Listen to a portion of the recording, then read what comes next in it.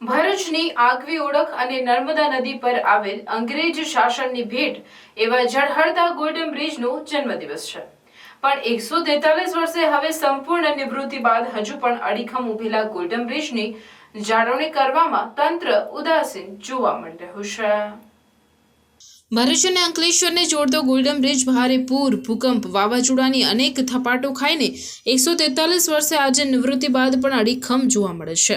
આ પુલ 7 ડિસેમ્બર 1877 થી રોજ સર જોન હોક્સોની રૂપરેખા મુજબ તૈયાર કરવાની શરૂઆત થયેલી અને 16 મે 1881ના દિવસે તે બનીને તૈયાર થઈ ગયો હતો। પુલની કામગીરી દરમિયાન 1863માં નર્મદામાં આવેલ ભયંકર પૂરથી પુલના 6 ગાળા ખેંચાઈ ગયા હતા। ફરીથી બનાવેલા ગાળાઓમાંથી 4 જ વર્ષ પછી 1868ના ઓગસ્ટ મહિનામાં પુનઃ ભયંકર પૂર આવવાથી 4 ગાળાઓને નુકસાન થયું। આથી આ પુલની સાથે બીજો એક પુલ બાંધવામાં આવ્યો। તેનું બાંધકામ 1871માં પૂર્ણ થયું। 1860 થી 1871 સુધીમાં આ પુલ પાછળ તે સમયે 46,93,300નો ખર્ચ થયો હતો। તે જમાનામાં જે આ પુલ બનાવવામાં ખર્ચ થયો હતો તે સોનાનો પુલ બાંધ્યો હોય એટલો બધો હતો। તેથી આ પુલને સોનાનો પુલ તરીકે ઓળખવામાં આવે છે।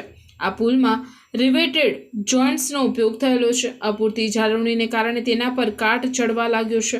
આ પુલ હાલમાં ફક્ત નાના વાહનો માટે જ વપરાય છે, પણ નર્મદા મૈયા બ્રિજ બન્યા બાદ હવે એકલ ડોકલ વાહનો જ અહીંથી પસાર થાય છે।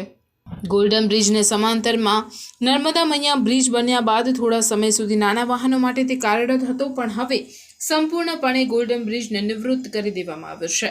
પણ તેને હેરિટેજ તરીકે જાળવવામાં તંત્રની ઉદાસીનતા જોવા મળી રહી છે।